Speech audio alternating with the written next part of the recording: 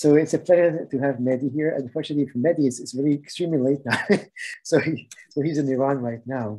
So it's 1:30 a.m. So we really appreciate the effort, and it'd be great to hear from you. So just a very, very brief biography.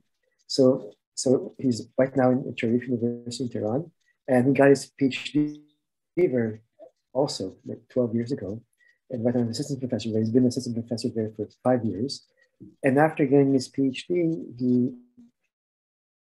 had a string of postdocs in the US. So he worked with FQHE in Ohio State, and he worked with Nick at the University of Maryland.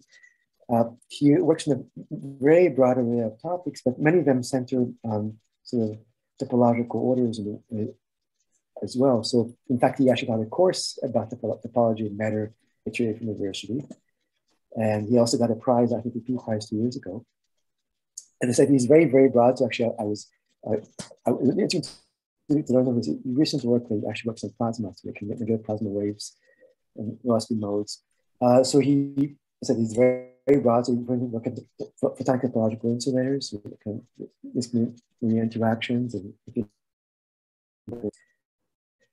completing topological orders and insulators that you have. Fermi arcs, and so the list goes on and on. Chern rotations, topological wild semi-metals. So I don't want to take too much of this time. I also did very, very interesting work recently about Majorana bound states. So I would like to finish this time. And so it's all yours. Okay. Sorry. Okay, do you hear me? Sorry. Yes. Yeah, okay, fantastic. Yes, I can hear you. Yeah. Okay. Sorry, yeah, your picture somehow frozen, and so I thought that, okay, it's disconnected. Sorry. Okay. Okay, great. Okay, let me go to the full screen mode, and I think, okay, now you see my slide, right? Okay.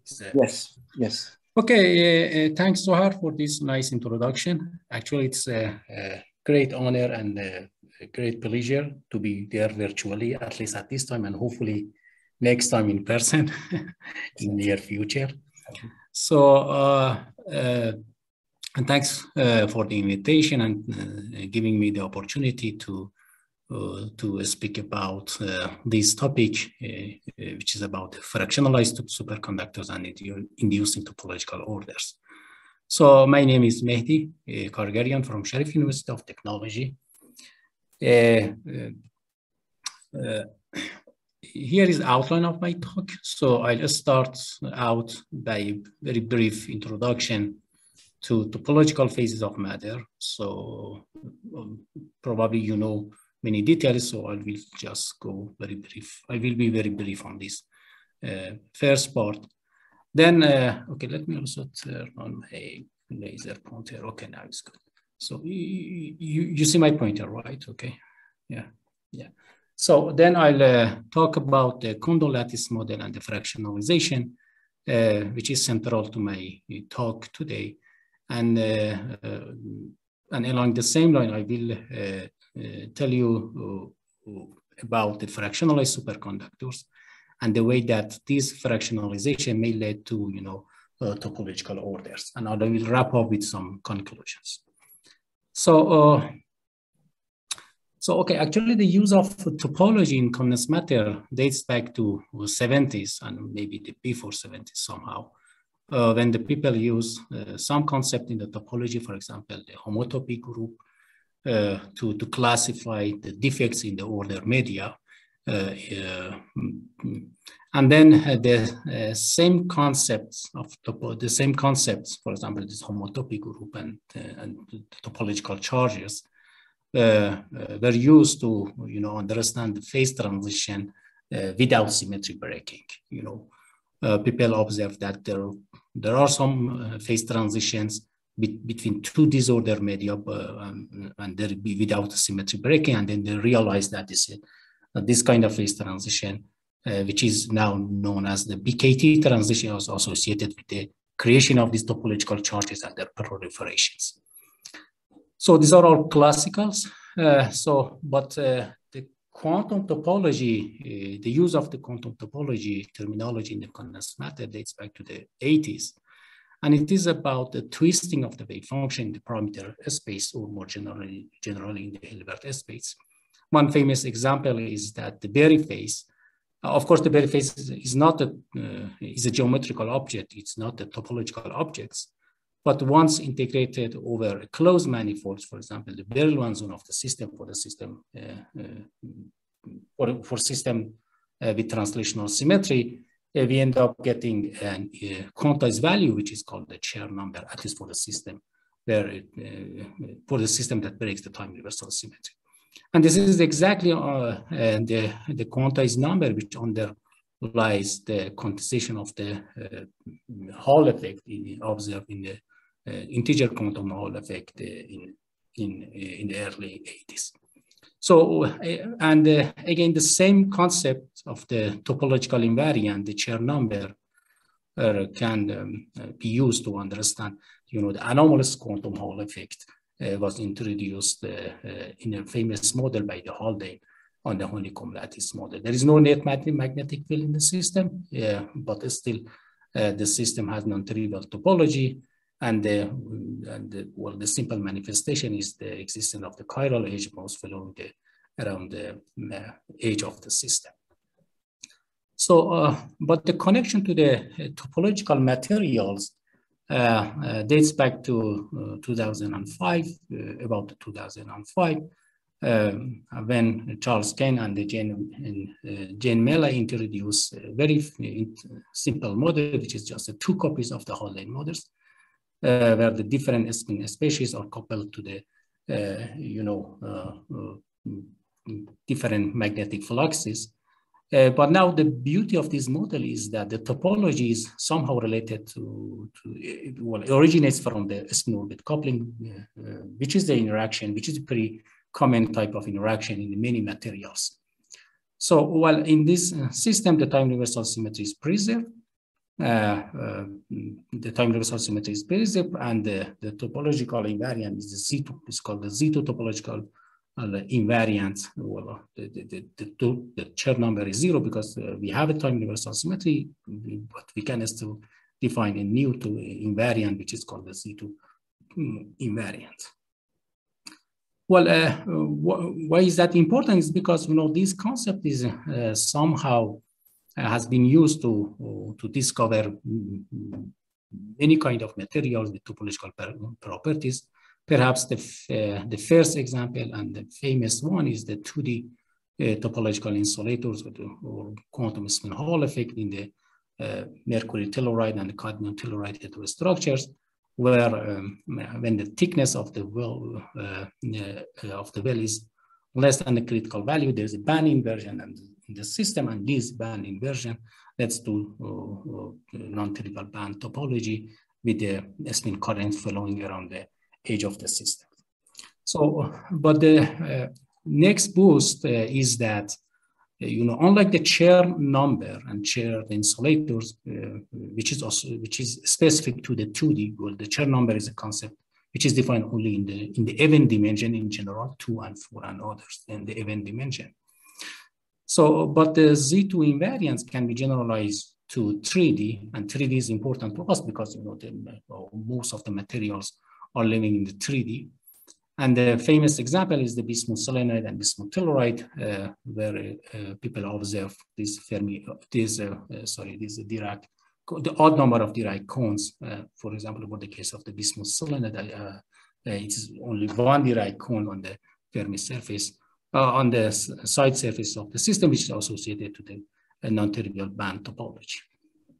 So the intrinsic topology of the system can be combined with the crystalline symmetry to get a new type of topological material, which is called the topologically crystalline insulators, for example.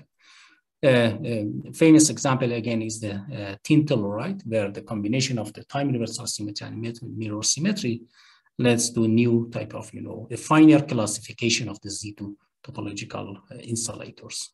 For example, there are even number of these cones on the surface, but they are protected by the mirror symmetry.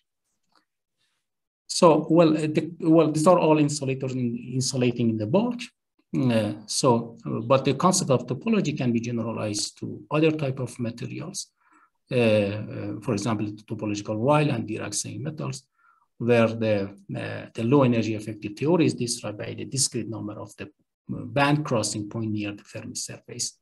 And at least for the case of these topological while same metals, an immediate consequence of this node separation in the bulk is the appearance of these Fermi arcs sitting on the side surface of the systems. So, again, the same concept can be used to introduce topological superconductors. The famous example, again, is the Kita F chain. Kita F chain is central to my talk. I will talk more about the Kita F chain. And also in 2D, for example, the Riemann-Giri state that they show that, for example, the P plus IP or P minus superconductors are topological. So, but if you look at all of these examples, but okay, the list is definitely is longer than this, but here I'm just showing a few simple examples. But if you look at all of them, you would see that, these are all symmetry protected topological phases of matter. And for example, for the case of topological insulators, we have this Z2, we have time reversal symmetry. Here we need both time reversal and the crystalline symmetry and mirror symmetry and topological while and Dirac same metal. We usually need for translational symmetry, and for topological symmetry, superconductor, for example, particle symmetry, and maybe with other symmetry we will get more the richer classifications. So these are all symmetry, and these are called the SPT phases, symmetry protected phases. And by now, there is a fair understanding on most of these systems, and that's because the physics here is based on the single particle physics, and the Coulomb interactions are play minor effect. I mean, they don't play a major effect on in the formation of these phases of matter. So these are called the symmetry SPT phases, symmetry protected topological phases. On the other hand, we have a phase of matter which are based on these Stern-Coulomb interactions. And the Stern-Coulomb interaction played the main role in the formation of the SPT. The famous example is the fractional quantum Hall effect discovered in the early 80s, where the Coulomb interaction is so strong that the low energy excitation are fractionalized, and they carry a fraction of the original electron degrees of the electron's charge. So, and also there's a fractional quantum Hall effect at 5.5, and also the fractional quantum Hall effect at half-Valley. But as you can see, or probably that these are all exotic phases of matter, and most of them carry topological orders. By that I mean that if you wrap the system around the closed manifold, the ground state of the system is degenerate, and the degeneracy depends on the underlying topology of the manifold.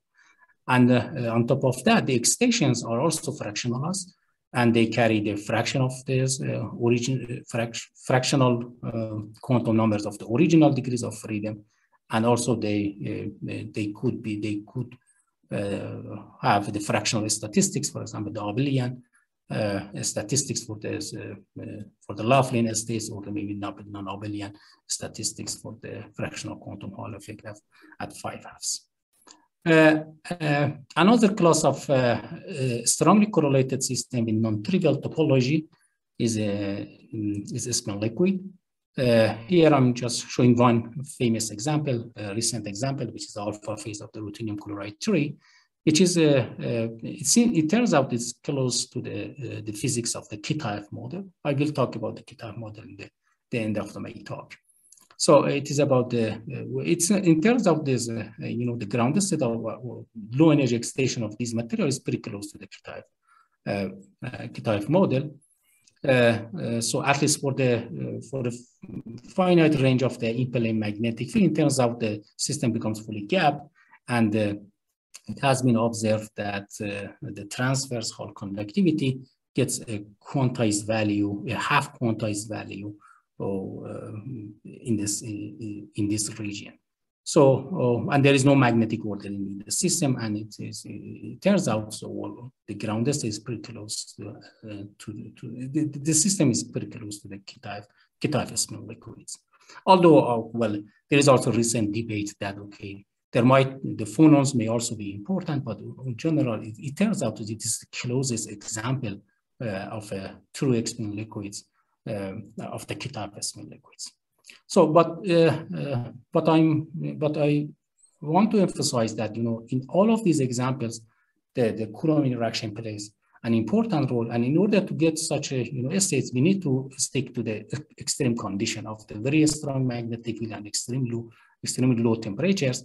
And also for the case of these small liquids, we have to look at the materials where the interaction has a particular form. For example, you know, on different bonds on the honeycomb lattice, in different direction, the interaction is of different type. It's called the compass type model, and any kind of extra interaction will spoil the spin liquid, the K-type spin liquids. So it's pretty challenging to find, you know, a true topological order in this in the materials.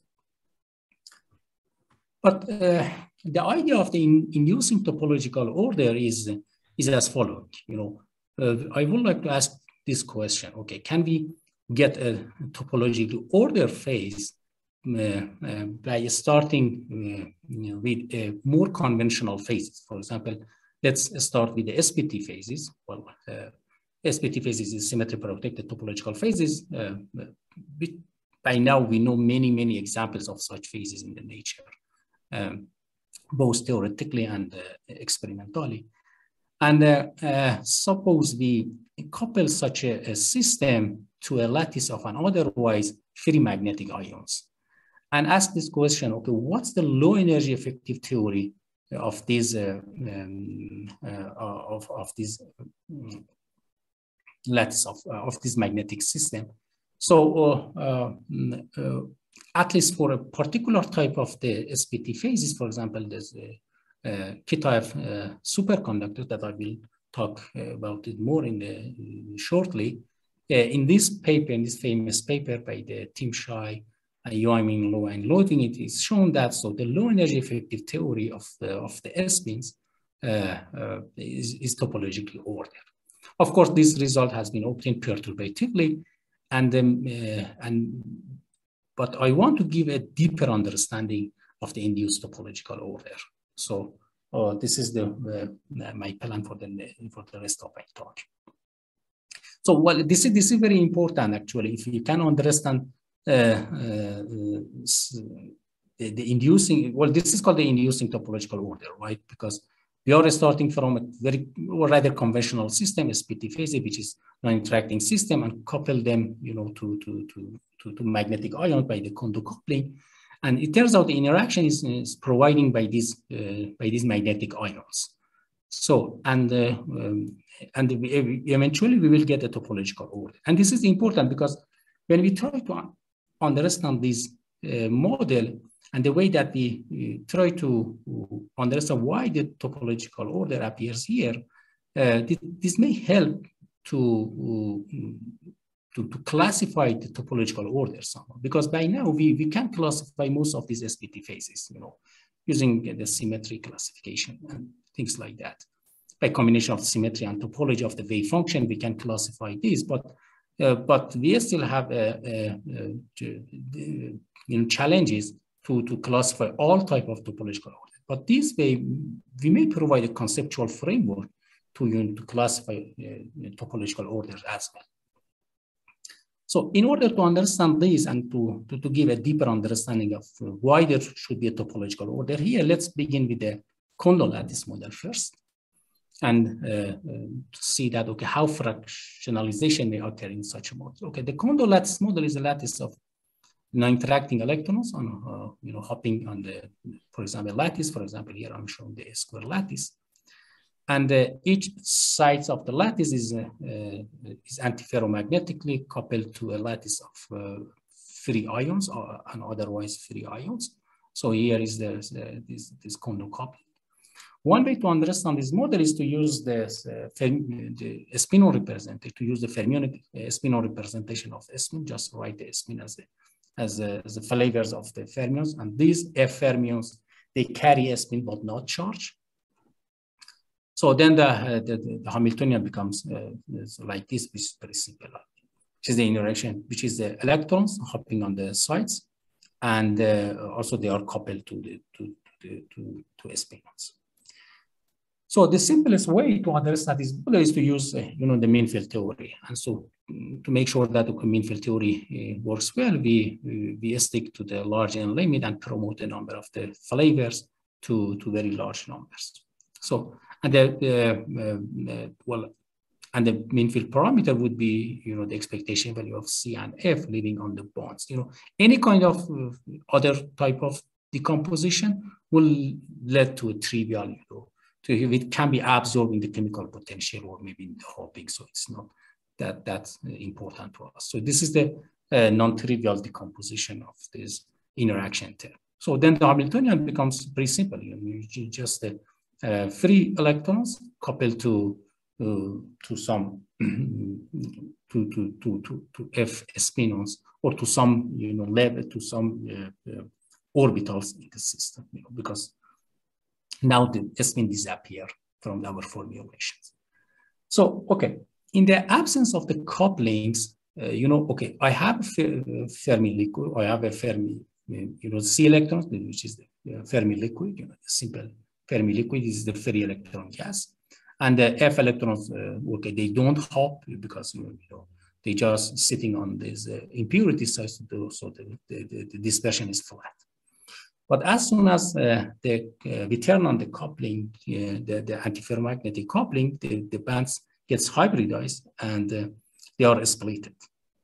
So now, if you look at this at the Fermi volume, you would see that the wave vector becomes larger, or in other words, the Fermi surface becomes larger, and this is the essence of the heavy fermion materials. And this is very important because now it shows that each spin, because spin could be any kind of two-level system, could be any kind of two-level system. But when you antiferromagnetic couple to the bath to the electron bath, it becomes a part of the Fermi liquid, as if they acquire a charge and they becomes a part of the Fermi liquid. This is a very important concept that I want to use this concept later on to understand the topological order. The concept is that these F electrons acquire a charge somehow. So, and as I said, this is the relevant perturbation in the system. So long as soon as the JK becomes the condo coupling becomes non-zero, the order parameter acquires a non-zero value.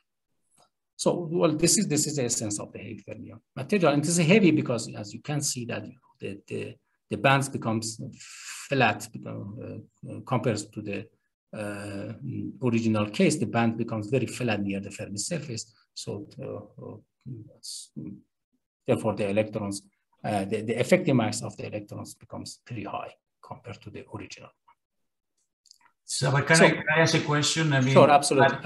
In this approximation, you do not get the condo peak near the Fermi surface, right?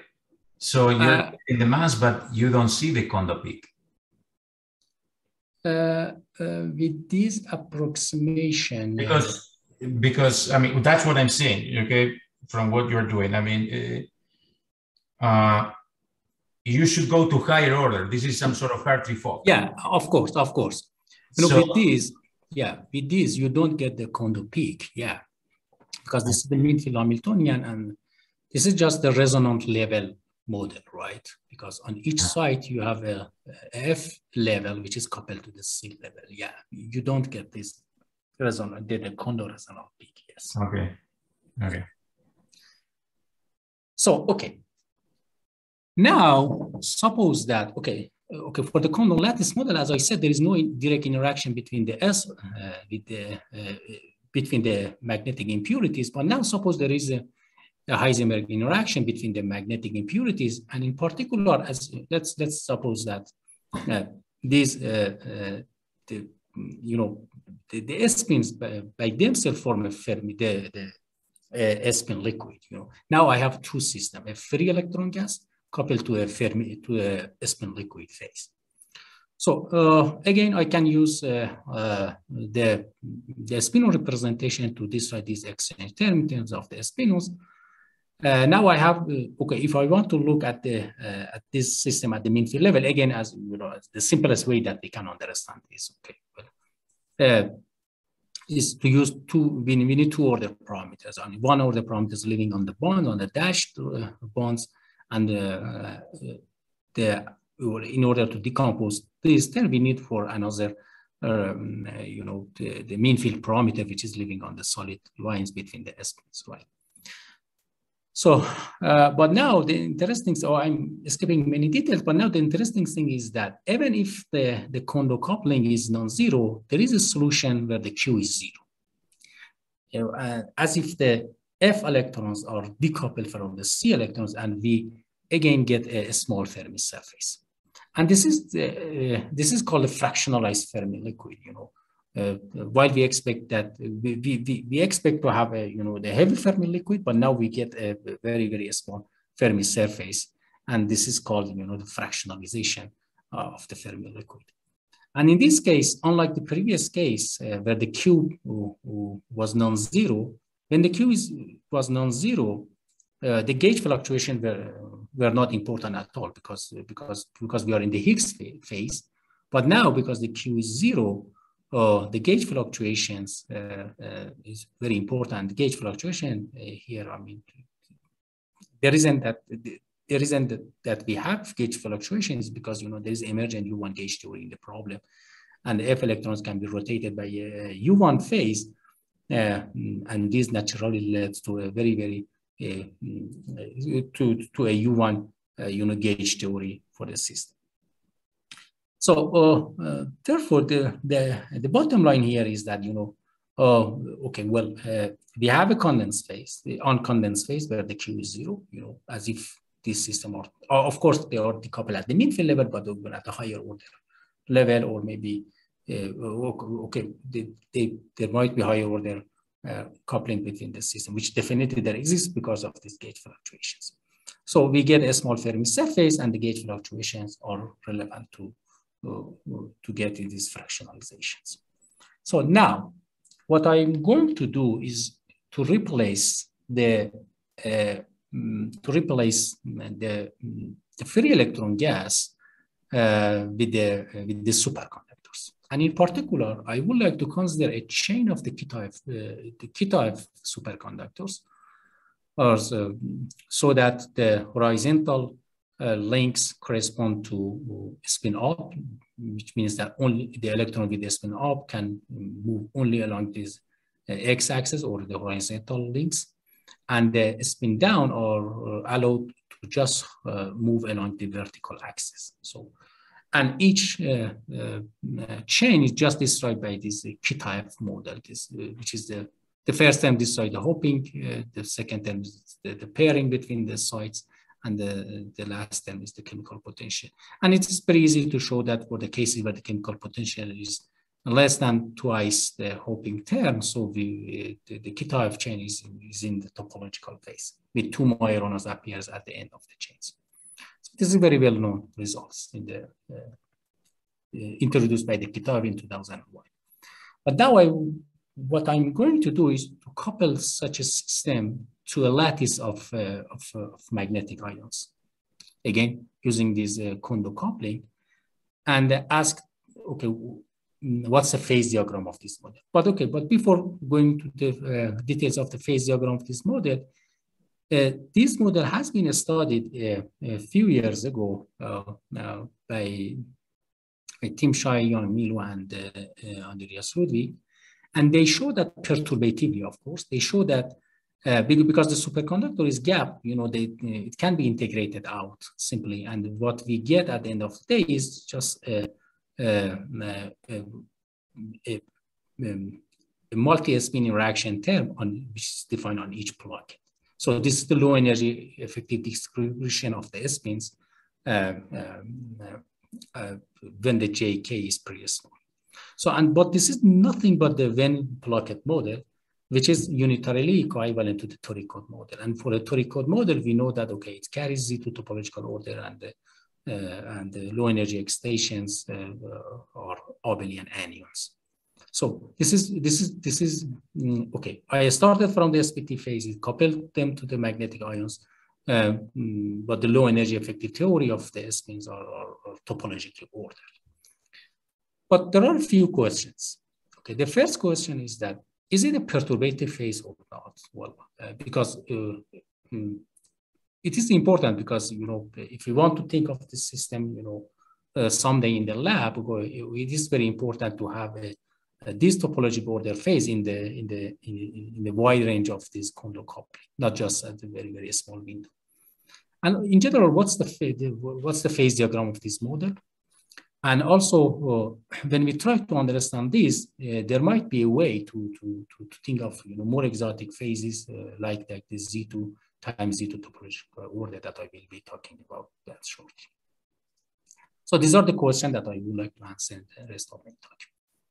So, okay, again, to understand this model, we use this slave particle representation of the spin. By the way, this work has been done. So can I ask a question? So before, in the previous slide, when the perturbative expansion is performed, I mean, the sign is important, right? So because if you want to go to the Kita-F theoretical model, you need a negative sign. So I think that's negative sign, but I think I dropped this. Yeah, I think it is negative. It becomes okay, because that's important. So this must I think the Kita, the toric code is equivalent to the case where this coupling is negative. Yeah. Okay. Yeah. Okay.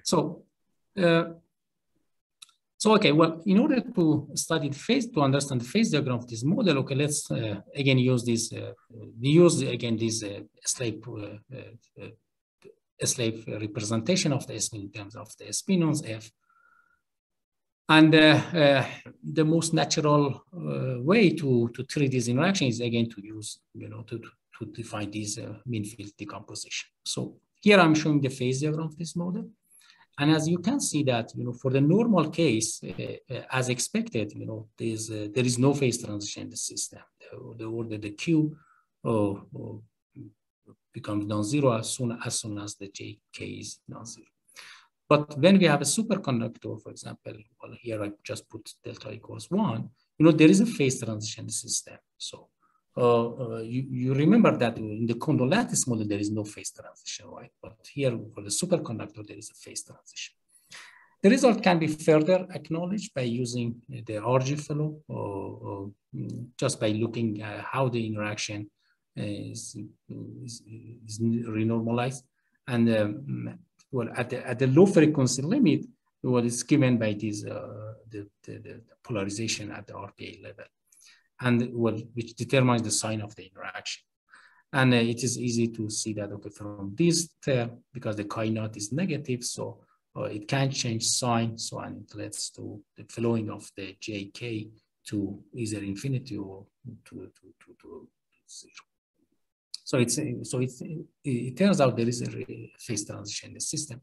So therefore, the first result is that, unlike the Kondo lattice model, there is a phase transition in the superconducting model. And this region that as I will discuss in the next slide, correspond to this topological order phase. And it's turned out this topological order phase is pretty stable, to a critical value. So it's not just, it doesn't occur at the extremely small value of JK. I mean, it's stable up to to large number of JK. So, okay. Now I have two phases, one phase is here and one phase is here, and I want to understand this phase. I want to try to to see, okay, how can I understand these two different phases? Okay, let's begin with the value of JK greater than the critical value. This phase is is easier to understand somehow.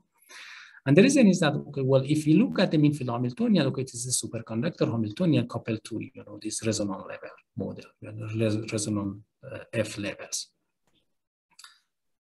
Well, because the superconductor is gapped, the original superconductors are gapped, they can be simply integrated out. But what we get at the end of the day is exactly a superconducting phase for the F spinons or F spinons, but with the opposite winding number. This is called the invertible phase. Okay, let me try to explain what the invertible phase is. Suppose I have a SPT phase, which I call it A, for example, the Chern insulators, and couple that Chern insulators to another system of some free orbitals. The orbitals don't interact with each other, and there is no Coulomb interaction. And because the A phase is gapped, and suppose it is gapped, for example, it's the Chern insulator, the topological superconductor, whatever, it copies exactly the same phase on the B phase, but with the opposite topological invariant. These phases are called the invertible phases, so that the total system becomes trivial. And my understanding is that, so, okay, suppose I have, for example, a Chern insulator. So Chern insulator have two bands. The valence band has a Chern number, for example, +1, and the conduction band has an opposite Chern number. And when we look at the total system, as if the B electrons are, occupy the conduction band of the first system. That's why it gets, it acquires opposite winding number. Therefore, these phases can be understood as invertible phases in terms of the F spinons. So, therefore, this is my third result, that this picture is somehow consistent with the strong coupling limit. When we are in the strong coupling limit, if we look at the original degrees of freedom, we expect that a singlet is formed between the superconducting side and the spins, right? And so, therefore, we expect that we get a trivial phase, which is the product of these singlets. So, which turns out to be consistent with this picture. And now, okay, let's look into these phases, which is more interesting to us because, well, it's correspond to a topological order phase. And how can we understand this phase? Okay, the way that I can understand this phase is as follows. So, you know that the Kondo coupling physically originates from the local Hubbard interaction, right? So, okay, you can remember we have sides of the lattice, which is Kondo coupled to the S-spin. And each S-spin is actually originates from the strong Hubbard interaction on each side, right? For example, in heavy fermion materials. And for the superconducting host, we can show that this Kondo coupling is somehow inversely proportional to the square root of Coulomb interaction. Therefore, I can say that when the Kondo coupling is less than the critical value, it actually corresponds to the case where the Coulomb interaction is larger than the critical value. And remember, I said that in this phase, because the Q is non-zero, in the absence of the superconductor, the F or the S-spins are part of the fermion liquid, as if they have a charge. So I can't think of, of this Coulomb interaction on this on these orbitals. So now it turns out this phase where the Kondo coupling is less than the critical value correspond to the mod phase, to the strong interaction phase of this invertible phase. And in order to impose this condition, which is the Kutzler projection somehow. So it's much easier to write this F spinon in terms of the Majorana fermions. So then we need 4 Majorana fermions. And the condition of, and okay, if we add other sites, then we can realize the phase here. I mean, it's correspond to this these Majorana bonds, these bond operators sitting on each bond, right? This phase here. But now the limit of the S-term correlation can be imposed by considering the product of the 4 Majorana fermions to be equals 1 on each side. And if you look into the literature, this model has been studied by Yuan in 2003. You know, we have this superconductor with these bond operators, and with this hard constraint on each side, this model is a topologically ordered phase, and which is called the Venn plaquette model. So this is our understanding of this, you know, the phase transition here. So, okay. Yeah, okay, well, in addition to the low energy excitations, it turns out, okay, there is also higher excitations, higher energy excitation in the systems. If you look at the correlations, the Q and Q correlations, so, and if you look at the poles of this correlation, well, there is a branch of the excitations which, you know, the energy vanishes right at the critical point. So, therefore, the first result is that, you know, the low energy states of the uncondensed phase is topologically ordered. Well, but there is also higher energy states, which are the sub-gap states appearing in superconducting phase. And the way that we can understand this is as follows.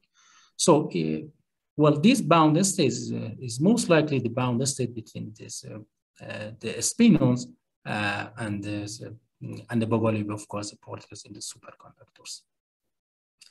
And this well, here there is no bound states, and this phase, as I said, correspond to the case where the Hubbard interaction is less than this critical value. So there is a charge fluctuation in the impurity sites. So therefore, here, I mean, we should have some kind of, you know, the singlet between the empty site and doubly occupied sites. So, well, this is the picture. This is the physical picture which may describe, you know, this kind of subgap states. So, okay, well, in order to further, you know, show that, okay, there is actually the phase transition of the system, my colleagues Abul Hassan and his graduate students has done a DMRG calculation on the finite size lattices. And here I'm showing that this second derivative of energy versus the coupling constant, the G is the Kondo coupling here. So clearly there is a phase transition. It's not at 2, but okay, but it turns out it's very close to the 2. And also the fidelity susceptibility shows the, you know, some anomalous behavior right at the critical point. And also in the entanglement entropy and the plaquette operators, we are seeing, I mean, some signature of the phase transition finite size lattices. It turns out, okay, well, there is a phase transition in the system, and it is somehow consistent with the appearance of the topological order at the small G value. So, okay, now that we understood that why this topological phase emerges, now we can ask this question, okay, well, if you want to simulate such a phase in the lab, how can we impose this constraint?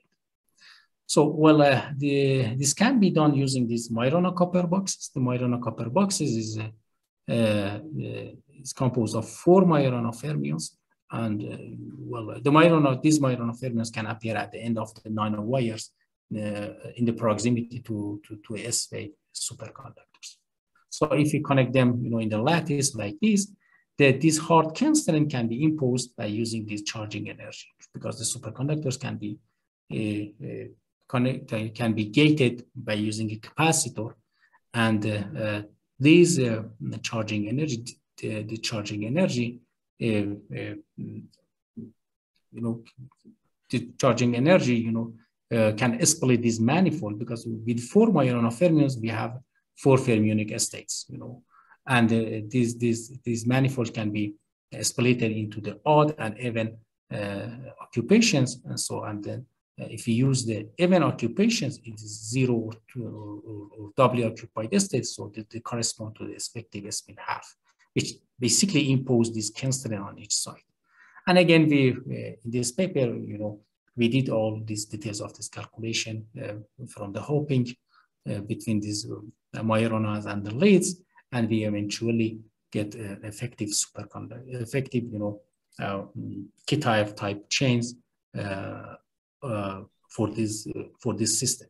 And when we couple them to the magnetic impurities, so okay, well, at the low energy, we again get this, this Venn plot. So this is the way that maybe we can experimentally, engineer such topological order phase using the more conventional states. So okay, well, I don't know how I'm doing with time actually. Sorry, it's okay or? You have to mute. Sorry, you have a few more minutes. You can okay, I think, yeah, okay, a few minutes is fine. Okay, so okay, now let's see, okay, how we can get more exotic phases, for example, the Z2 times Z2 topological order phase. So Z2 times Z2 topological order, well, in order to get such a phase, we need more complicated lattices. This is the lattice that we introduced years ago to realize such a model, to such a topological order. And well, the spin half are living on the vertices of the lattice, and the interaction is like the Kitaev interaction. The different colors correspond to the different type of interaction. This is my Hamiltonian. So, but unlike the Kitaev model, which is exactly solvable by the Majorana representation of the spin, this model is not exactly solvable because it's a 4-valent. It has a 4-valent structure, but we still can understand many of its properties perturbatively. So the first thing that we can realize is that it has a gauge structure associated with the Z2 times Z2, and the reason is that if you look locally in the system, there is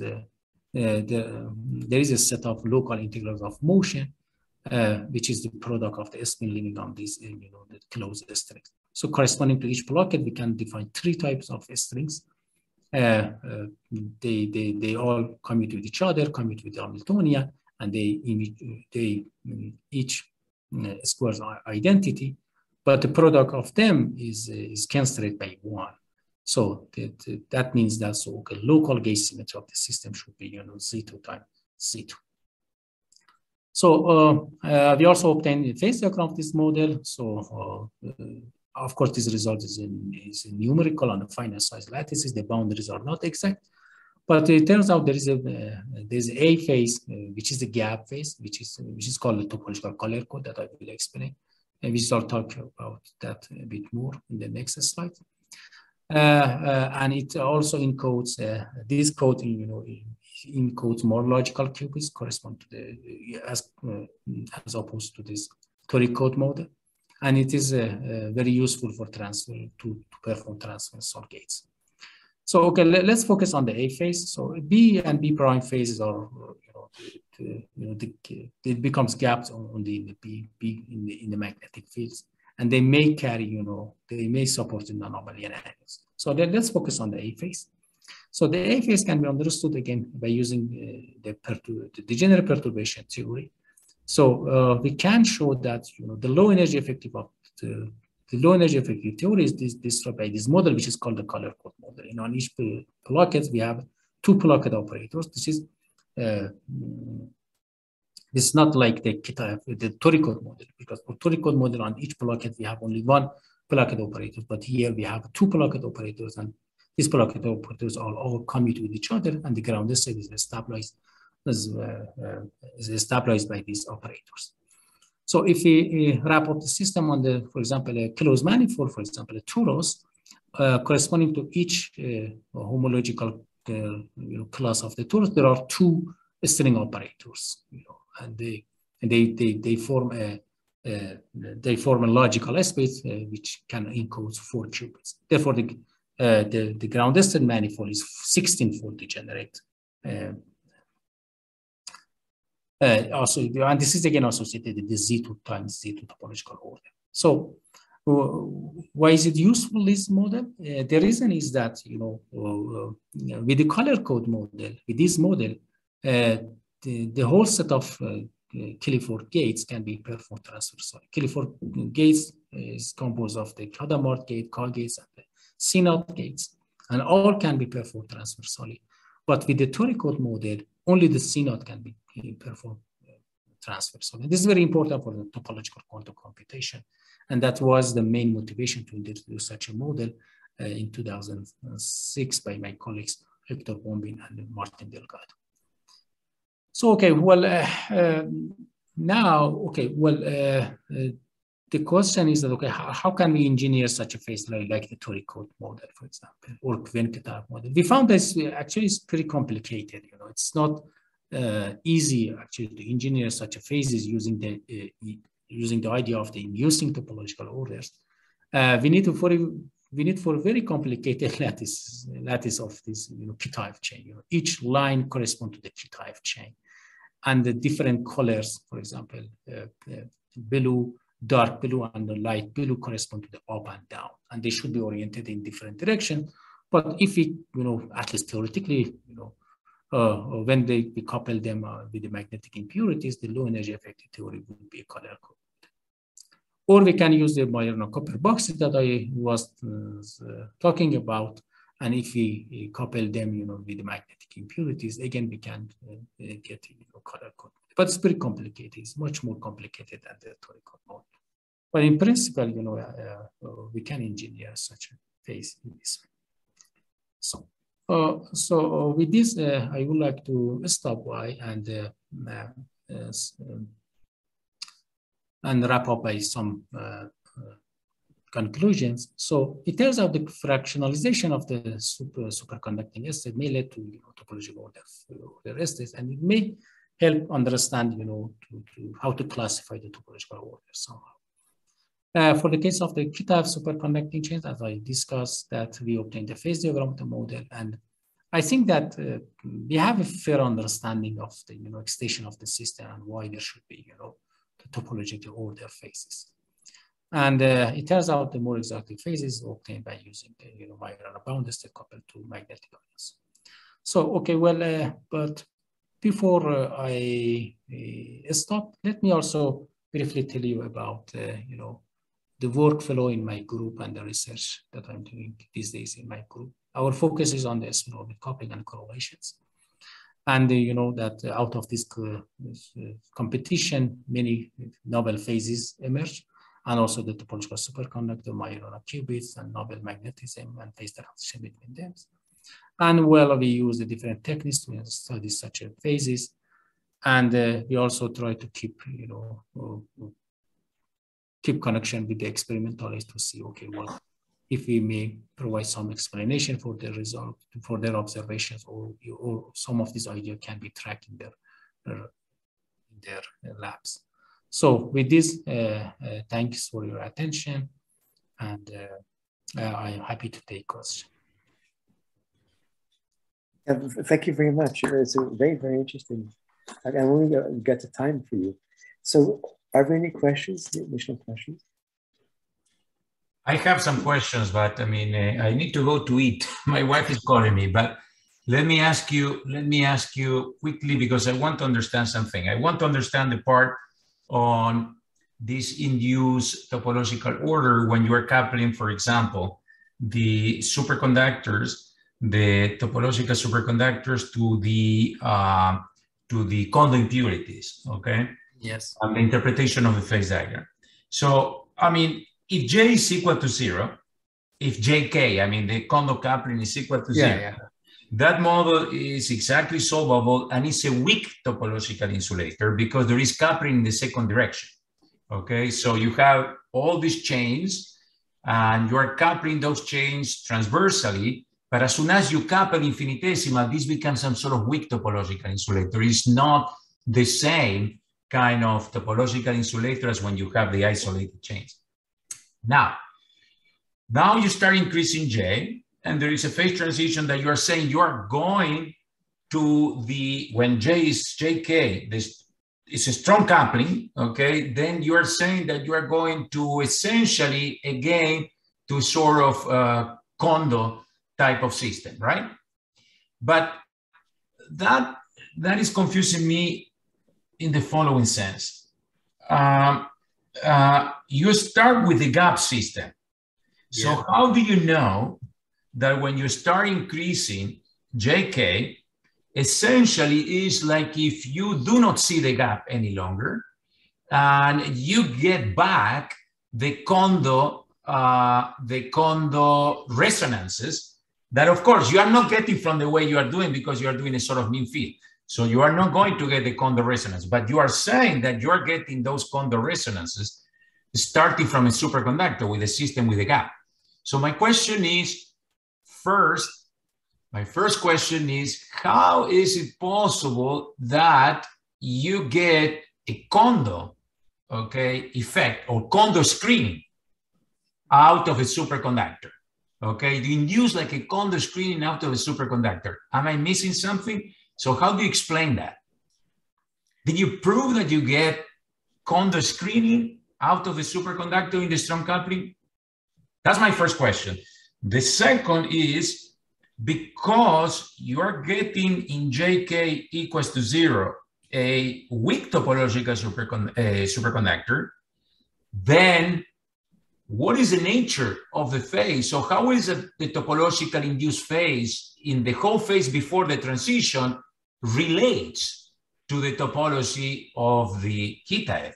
Okay, so that's my second. And my third is, you didn't do that, but you could have used P plus IP that you mentioned as a superconductor, okay? But now you have not a gap superconductor, but you have, gapless points. So how is that this affects the physics of this couple condo, superconductor coupling? You see, this is an important, what you're dealing there is an important thing for all these problems, okay, where you may have indeed condo lattice type of physics, okay, is very important. That's the reason it's crucial to understand this game that you are trying to play. So are my questions clear or? Yeah, it's clear, but okay, but I may have some, answer for some of them, but not all, definitely, because, we still have, it's a hard problem. Yeah, it's a hard problem. I know that. Yeah. Well, yeah, these are very important questions that, that definitely we should think about deeply to understand. Because actually, as I said in the beginning of my talk, just showing that there is a topological order is not a new thing to our world, because people already did perturbation theory and observed that, okay, there is even plaquette model. But what was at least missing to me, that, okay, why there should be a topological order phase, because we are starting from very trivial system like the θF chain and the coupled to the magnetic ions. Why there should be a topological phase? And then, okay, this is one way that we thought that it may, answer some of these questions, but not all. So, okay, well, I think that starting from the first question, which was about the condo, the condo screening somehow. Well, as I said, here our understanding is based on this invertible phase. Actually, as I said, so if we assume that the mean field theory is valid somehow, okay, then okay, well, we get this invertible phase here. So then the total system is trivial somehow. And this trivial means that, so at least when the JK is pretty strong, I expect that on each side of the lattice there should be a singlet. Well, no matter if there is a superconductor or metal or whatever, actually. Yeah, but the fact there is no condo cloud here. There is a local singlet on each bond. Okay, this is my understanding. So here is my suggestion to you. Yeah. Okay, here is my suggestion. There are mean fields, okay, that do include the condo screening. Okay, there are mean fields that do screen. This is called Lacroix decoupling. So it exceeds those mean fields. They are still mean fields, but they are more complicated, fine. Question is, what happens to the condo screening, if any? Okay, because the fact that, the point is that you're getting these phases, they are trivial, it's fine. And now I see what you meant, I interpreted badly, because you said the spin singlet formation. I thought you are talking about the condo spin singlet formation. But yeah. This is not necessarily the case. But in any case, my question still applies that if you have a mean field that has condo screening, okay, in it, what happens in that limit? This must be a new phase. It's not the usual. Condo type. When you increase the coupling, I cannot believe is the same kind of condo type of phase. It must be completely new phase, something completely different. It's trivial. It's topologically trivial. It may be interesting. Not all topologically non-trivial phases are interesting. And so it could be a very interesting phase. Yeah. Okay, definitely. Yeah. So the last question then is about what happened if you were to use a P plus IP superconductor to start from, and not. Well, no, actually, P plus IP. Okay, well, it's again gap superconductor. Okay, it's okay. No, it has gap, it has nodes. No, P plus IP is fully gapped, right? P plus IP you are talking about? Talking about. 2D. But let's see. So it goes like kx plus iky, right? V of k. Okay, but that's fully not gapped. Fully, or the parameter is not fully gapped. It has nodes at certain values. Okay. It depends if you're writing the lattice version or the non-lattice version of P plus IP. Okay. No, I think the P plus IP, it doesn't matter how you write, in the lattice or in the continuum model, it's fully gapped. Oh, right. Sometimes people write that the coupling goes like kx plus iky because you're thinking that you have a low density system. So it's having the sign, okay, the sign function. That's what I mean. Yeah. So anyway, okay, well, if I want to answer this question, okay, first I have to design the lattice. I need for both spin species. So P plus IP is usually designed for spinless particles. So now I have to design the lattice. One P plus IP for spin up and one P minus IP or P plus IP or whatever for spin down. Because I need both. So. Okay, then which kind of topological order I would get? No, I don't know. I have to think about it. It's not easy. If you get, it could be a D wave, okay, a D wave superconductor. It could be something else. But what happens is interesting because now if you have gapless if you have, gapless points, nodes, your order parameter, that could be slightly different from the point of view of the condo physics. Okay. Yeah, definitely. So then how is that if there is a transition, what's the nature of those phases? It's going to be different. Mm-hmm. In principle. Yeah. I don't know the answer, but in principle. Yeah. I don't know the answer. I have to think about it. Yeah, well, I don't know. So, but for P plus IP, which kind of spin exchange? Because I'm thinking about the Gutzler projection to see, okay, when it's fractionalized, what we get then. Well, yeah, but this is not. That's a good question. That's a very good question. Yeah, definitely. But very interesting. It's something to consider. But as I said, the issue about condo lattices is extremely important because there are all these materials that people start believing that, condo physics may kick in. And it's important to understand, what is the interplay between topology and condo physics. Mm-hmm. It's non-trivial. No, it's not. The condo lattice problem is hard. Okay. Definitely. Yeah, you are right. Topology is even worse. Yeah, of course. That's clear. So sorry, No. That's what. Thank you. Thanks for the interest. Raising the interesting question. I'll definitely think about it. Yeah, I definitely think.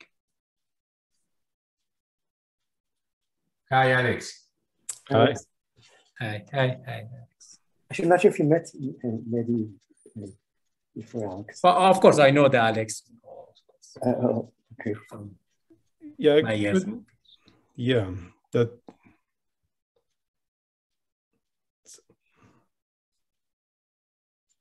So I'm cutting. Things are cutting out at my end at the moment. I apologize. I may have to change my network.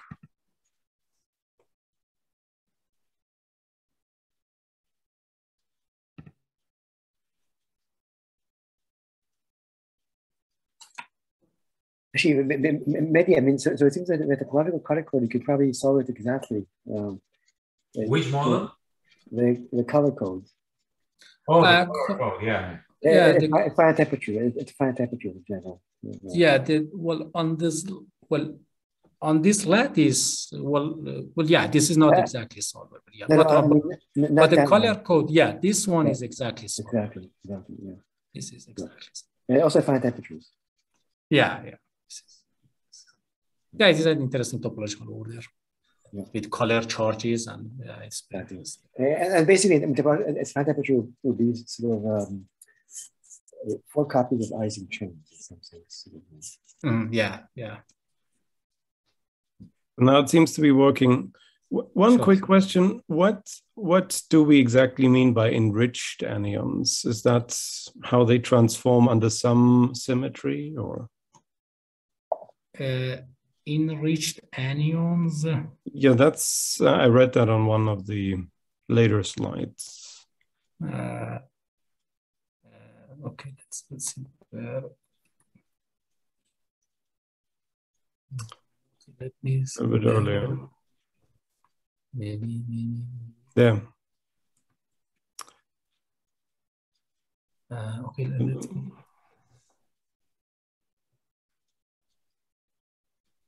I think it should be on the color code side, but I don't know where I mentioned this. That's right. Okay, let me. Enriched abelian anions, yeah. Oh yeah, here I mean that's so okay. Well, because because it is a Z2 times Z2, so we have okay. Let me recall. We have one vacuum and 9 classes for the bosons and 6 classes for the fermions. Mm-hmm. Yeah, if I remember correctly, that's why I call it enriched. No, it's not under. I mean, this symmetry transformations. Yeah, it's just different type of. Okay, let me. Yeah. Well, on different plaquettes, I can have both M particles and the E particles on each plaquette. So, but for example, the red excitations of the cannot be transferred to the green excitations. So 3 of them can fuse into the vacuum, but they can, but 2 different colors fuse in the 3rd color. By that I meant the rich structure for this anions, for these abelian anions. Okay.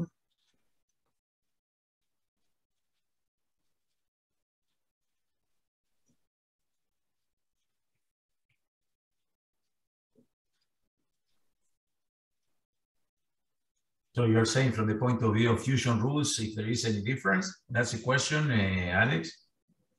Or is it a reproduction of fusion rules?